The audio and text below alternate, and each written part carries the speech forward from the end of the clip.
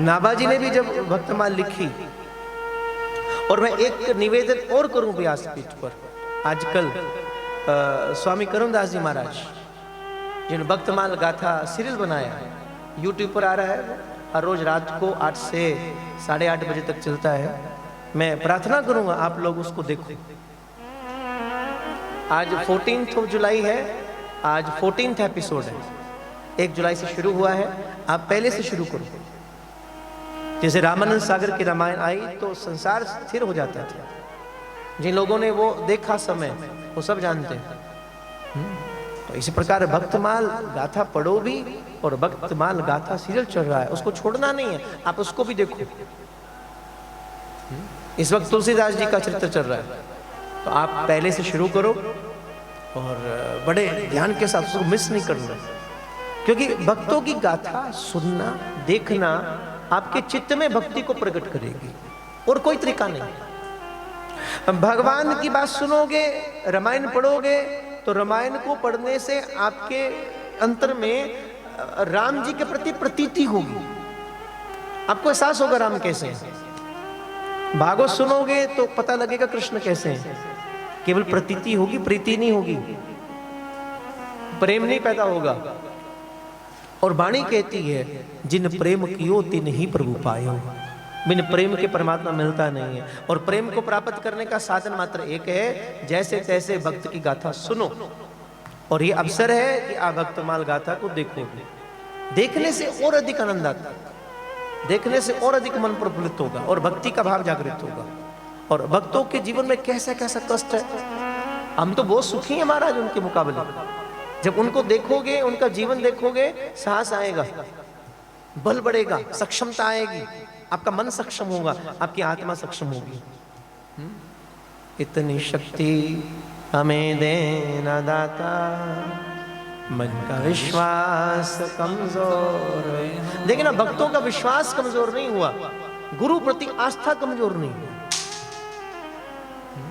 गुरु प्रति विश्वास कम नहीं हुआ। इतनी शक्ति हमें देना दाता, मन का विश्वास कमजोर हो। हम चले नेक रस्ते पे, हमसे भूल कर भी कोई भूल हो ना। इतनी शक्ति हमें देना दाता, मन का विश्वास कमजोर होना।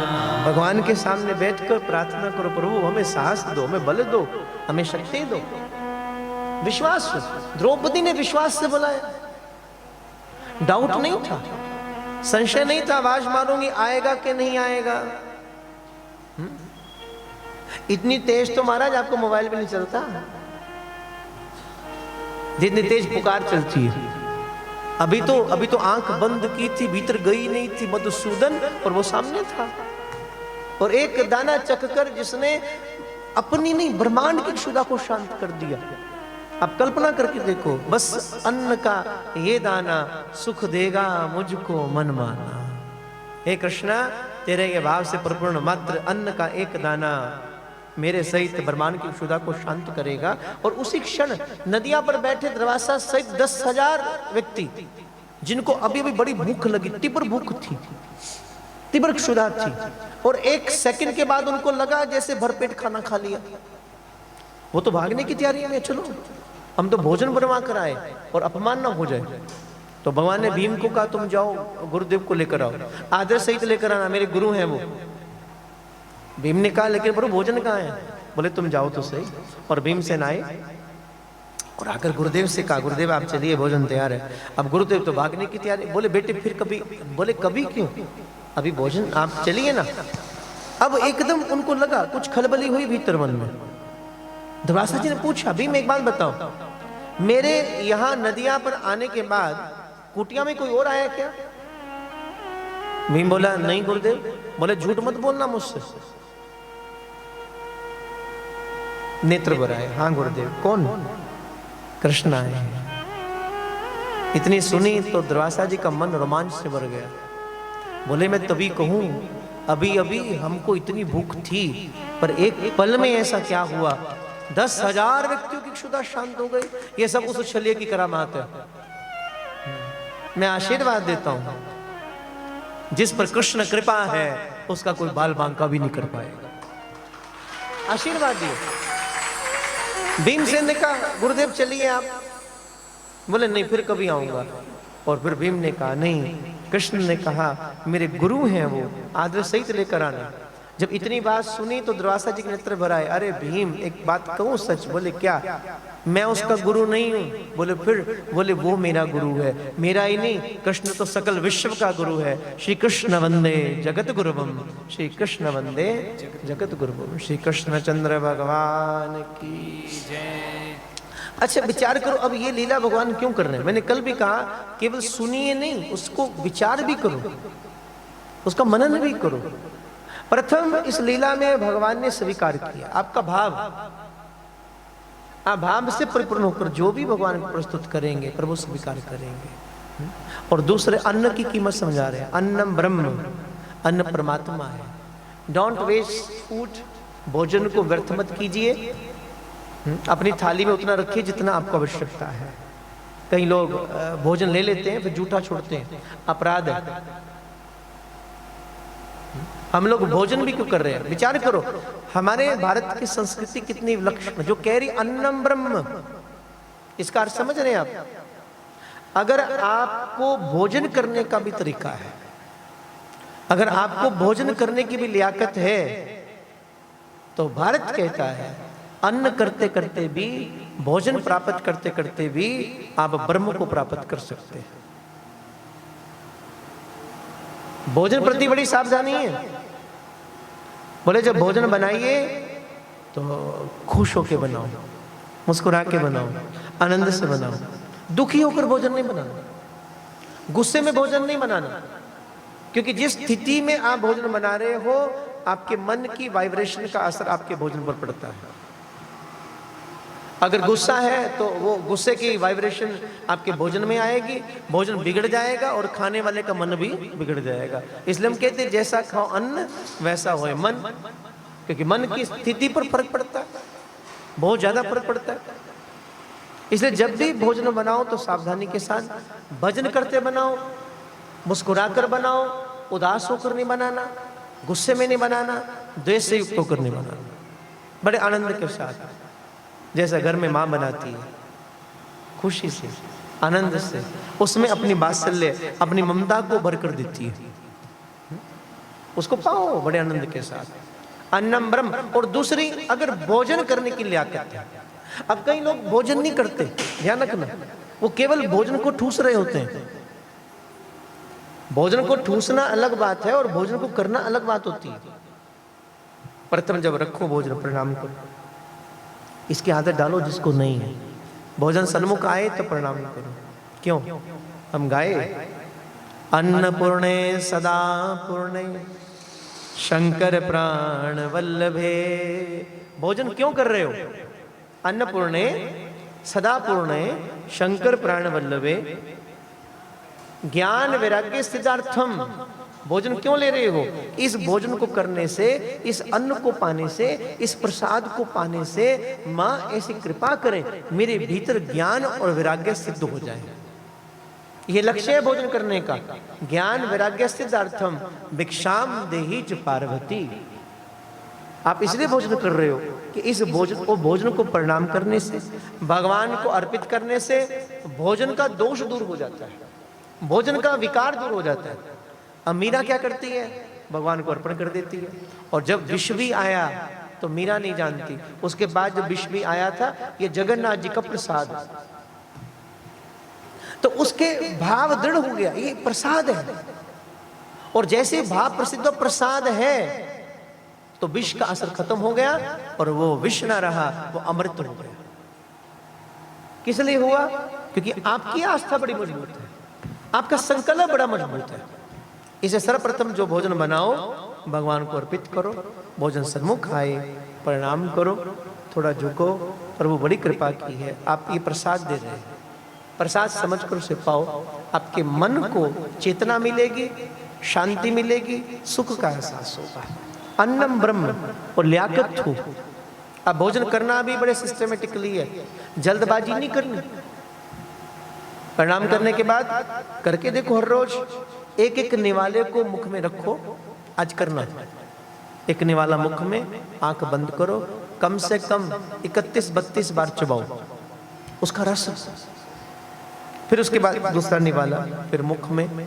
आप देखना, एक तो बहुत कम में आप पूरा वेट आपको लगेगा, क्षुधा शांत हो गई। और दूसरे उसकी जो उसमें सुख है ना, उसको अनुभव करोगे, उसके रस को आप अनुभव करोगे। आप रस नहीं लेते हो, आप केवल बस पूर्ति करते हो कि भोजन देना है बस शरीर को, सो दे दिया। नहीं, ऐसा नहीं करना। उसके रस लो, उसमें जो अमृत है ना, भोजन में भी अमृत है, उस अमृत को एहसास करो। वो अमृत कैसा है, वो सुख देगा। और फिर वही भोजन अगर लियाकत से करोगे तो अन्नम ब्रह्म, वो अन्न आपको परमात्मा तक ले जाएगा। वो अन्न ही आपको ब्रह्म तक ले जाएगा, आपके भीतर ब्रह्म को प्रकट कर देगा। इसलिए भगवान की लीला को सुनो भी और वेस्ट नहीं करना, इस बात को ध्यान रखो। जितना चाहिए भले बार बार डलवाओ। ये आदत लेडीज में नहीं होती, जेंट्स में होती है। और दूसरे, अपने भोजन किए हुए पात्र में हाथ नहीं धोने। और ये भी प्रयास करो, जिसमें आपने भोजन किया उस पात्र को खुद उठाकर रखो। ये कुछ काम खुद करने चाहिए। स्त्रियां सबके लिए करते हैं, पुरुष नहीं करते हैं, तो मैं उनको निवेदन करूं कि आप लोग कुछ चीजें अपने आप करनी चाहिए। हो सके तो पात्र खुद भी साफ कर लो तो वो भी अच्छी बात है। बाकी जैसी व्यवस्था है वैसा करो, उसमें कोई रोब नहीं करना कि पुरुष सोचे मेरे पात्र यही उठाएगी। नहीं, वो कोई बहुत समझदारी का विषय नहीं, वो अहम का विषय है। विनम्रता होगी, भक्ति जागृत होगी, तो आप अपनी सेवा खुद कर लोगे। भक्त सेवा करता है, गोपिका सेवा करती है, साधु सेवा करता है। जब जब भक्ति आई, भक्तमाल पढ़ के देखिए महाराज, जितने साधु संत हुए हैं उन सब ने सेवा की, उनको सेवा में सुख मिलता है। इसलिए सेवा कथा रस मोहो नितराम पीवत्वम। जितने भक्त सब ने सेवा की, ध्रुव ने सेवा की, भगवान को प्राप्त किया। भागवत कहती 6 महीने में ध्रुव को दर्शन हुआ। देखो मैं विस्तार नहीं कर रहा हूं, मेरे पास समय नहीं। ध्रुव को 6 महीने, भागवत कहती 6 महीने का समय लगा। लेकिन कब? गुरु कृपा से, गुरु कृपा से मात्र 6 महीने में। और सतयुग की बात है ये। और तब तो कितने कितने सैकड़ों वर्ष साधना करने के बाद भी भगवान नहीं दिखते थे।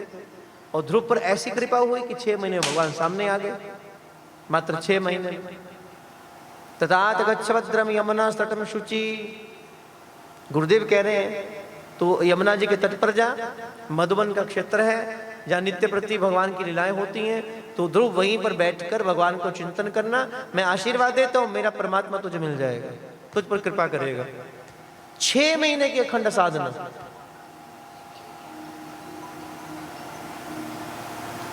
पहले महीने में मात्र एक बार कुछ फल जिसके मोबाइल बज रहे हैं बंद कर लो। दूसरे महीने में 3-3 दिन तक उसे पता नहीं चलता, फिर कुछ फल खाता है। और चौथे 5वें महीने में चलते चलते सूखे पत्ते। और 6ठे महीने में तो ध्रुव ने सब कुछ खाना बंद कर दिया, खड़ा हो गया आकाश की ओर। और फिर जो गुरु ने मंत्र दिया, ओम नमो भगवते वासुदेवाय, ओम नमो भगवते वासुदेवाय, ओम नमो भगवते वासुदेवाय। 6 महीने के बाद भगवान सामने आए। श्री शेष शयना नारायणा, श्री लक्ष्मी रमणा नारायणा, श्री शेष शयना नारायणा, श्री लक्ष्मी रमणा नारायणा, श्री शेष शयना नारायणा, श्री लक्ष्मी रमणा नारायणा, शेष शयना नारायणा, श्री लक्ष्मी रमणा नारायणा, भव भय भंजन नारायणा, भव भय भजन नारायणा वैकुंठपति रे नारायणा वैकुंठपति रे नारायणा श्रीशेष शयना नारायणा श्रीलक्ष्मी रमणा नारायणा श्रीशेष शयना नारायणा श्रीलक्ष्मी रमणा नारायणा। 6 महीने बाद भगवान सन्मुख आए और यहाँ शब्द प्रयोग हुआ। भगवान ये नहीं करे दर्शन देने जा रहा हूं। भगवान नारायण ने कहा मैं ध्रुव का दर्शन पाने के लिए जा रहा हूं। कई बार ऐसा होता है हमारा भक्त को देखने के लिए भक्ति जागृत होगी तो आपको नहीं जाना, भगवान चलकर आपके यहां तक आता है। इतिहास गवाह रामायण शबरी तक विदुरानी केले लेकर नहीं गई कृष्ण के पीछे। भगवान पहुंच गए विदुरानी की कुटिया पर और फिर जब भाव में परिपूर्ण हुई तो गुदा फेंक दिया, छिलक खिला रही है। भगवान स्वीकार कर रहे। कर्माबाई नहीं गई जगन्नाथ जी के मंदिर में, जगन्नाथ स्वयं चलकर कर्माबाई तक पहुंचते हैं उसका जूठा खिचड़ा खाने के लिए। फिर भगवान नहीं देखते महाराज, फिर झूठ सूच नहीं देखते। प्रेम की परिपक्वता है, जिससे प्रेम होगा ना झूठी भी खा लोगे आप। जब प्रेम नहीं वहां नहीं ले पाओगे आप। ये प्रेम की विलक्षणता है। प्रथम प्रेम आपके मन में आता है तो वो आपके चित्त में देने की प्रकृति को पैदा कर देता है। प्रेमी देता है, वो देता है। माँ बाप जिंदगी भर दे रहे हैं पर आप पड़ोसी के बच्चे को तो नहीं देते। अपने बच्चे के लिए माँ बाप सब कुछ कर ले, अपने आप को बेचने को तैयार है। बच्चे डिमांड रखी मुझे फॉरेन जाना है, I want to go to Canada. Mummy तैयार है, पापा तैयार है। कोई फैसिलिटी नहीं है, कोई संपदा नहीं है, कोई बहुत बड़ा अकाउंट बैलेंस नहीं है, हम कर्जा उठा लेंगे पर तू जा। बच्चे की डिमांड को पूरा करने के लिए माँ बाप सब कुछ कर रहे हैं। और उनका भतीजा आ जाए, अभी रिलेटिव्स की बात कर रहा हूं, भांजा आ जाए उसके लिए करेंगे। मामी मेरे को 1 लाख रुपए चाहिए। बोले बेटे पहले बोलता, अब तो नहीं है। ये सबकी स्टोरी है, सभी ऐसा करते हैं। मात्र अपने बच्चों के लिए आप प्रयोजन आप कुछ साधन करोगे, कोई दूसरा आ जाए, पड़ोसी की तो बात छोड़ दो, नहीं कर पाएंगे आप, मना कर देंगे आप। भले आपके पास हो तब भी आप मना कर देंगे, तभी मना करेंगे। अपने बच्चे के लिए करेंगे, क्यों? वहां आपका मोह है, वहां आपकी अटैचमेंट है, जैसे तैसे करके करेंगे। लेकिन विचार करना, प्रेम देता है, प्रेम देता है, प्रेम की अदा है, प्रेम का नेचर है, ये प्रेम की प्रकृति है। आप नोट करें, आप किसी को गिफ्ट कब देते हो? बिना कारण के उपहार कब देते हो?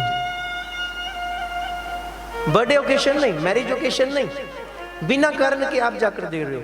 आपका मन करता है मैं इसको जाकर दे दूं, मैं इसको, और अपनी हैसियत से बाहर की बात, अपनी हैसियत से बढ़कर आप कुछ दे रहे हैं, गिफ्ट दे रहे हैं। कब दे रहे हैं? कभी नोट करना, जैसे आपके मन में किसी के प्रति अनुराग पैदा होता है, जैसे आपके मन में किसी के प्रति प्रेम पैदा होता है, सबसे पहले आपका मन कुछ देने का करता है।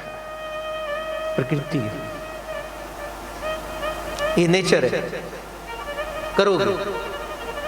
इसलिए साधु जिसके मन में वैराग पैदा हुआ, साधु जिसके मन में भक्ति पैदा हुई, साधु जिसके मन में परमात्मा के प्रति प्रेम पैदा हुआ, वो जिंदगी भर देकर ही खुश होता है। गोपिका कृष्ण को देखकर खुश होती है। द्वारिका में जब भगवान है तो राधा को बहुत याद करते। 16,108 पत्नियां। रुक्मिणी पूछती, हम इतने सब आपकी सेविका, आपको प्रेम करने वाली, फिर भी आपको राधा याद है क्यों? कारण प्रेम अनमोल है। अब प्रेम कहीं पर भी किसी से भी हो सकता है, उसमें मैटर नहीं करता कि पत्नी है कि बच्चे कौन है। प्रेम अद्भुत है, प्रेम अतुलनीय है। मोबाइल कृपा बंद रखो, बार बार मत निकालो, ये बेशकीमती चीजें हैं, कहीं मेरी नजर न लग जाए। श्री वृंदावन बिहारी लाल की जय।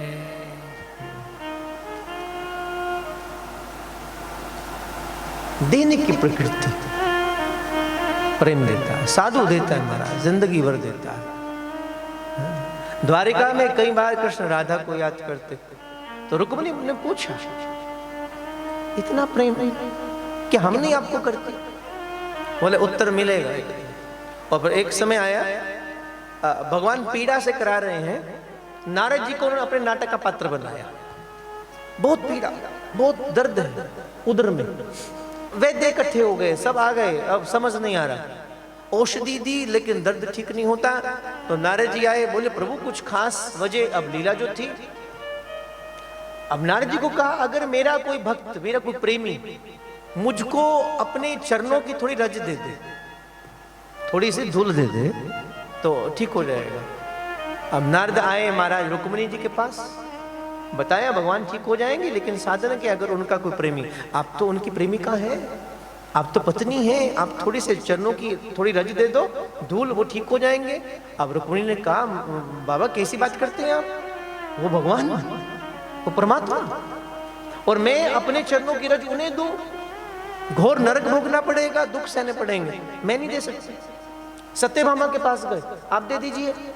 अब वो उत्तर वही, आपका मति भ्रम हो गया महाराज, जानते नहीं कृष्ण कौन है, साक्षात पुरुषोत्तम परात्पर ब्रह्म, उनको मैं चरणों की धूल दूं?